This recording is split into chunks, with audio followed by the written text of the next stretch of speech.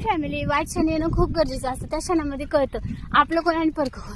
लोक फक्त नाव ठेवायचं काम करतात, म्हणून आपल्या काळजाला काही ठेचा लागलेले असतात. त्यांनी नाव ठेवलं की आपल्या डोळ्यात बसा बसा पाणी येत असतं. पण लोगों का काम है कुछ तो कहने का, बुरा मत मानो. ऐका एका कानाने द्या दुसऱ्या कानाने सोडून, असे माझं टार्गेट होतं. पण मी सारखं तेच करायचं, एका कानाने ऐकायचं दुसरं. मग मला एक दिवशी मी नवऱ्याला सांगितलं, अरे बाबा सगळेच बोलतात काय करू. डायरेक्टली म्हणला ऐकून घ्यायचं नाही, तू कुणाच्या घरी खायला नाही, मी खायला घालतो. डायरेक्ट तोंडावरती बोलायचं. ठरवलं तोंडा बोलायचं. बोलले तोंडावरती. काय नाती तुटली तर काय नाती टिकली.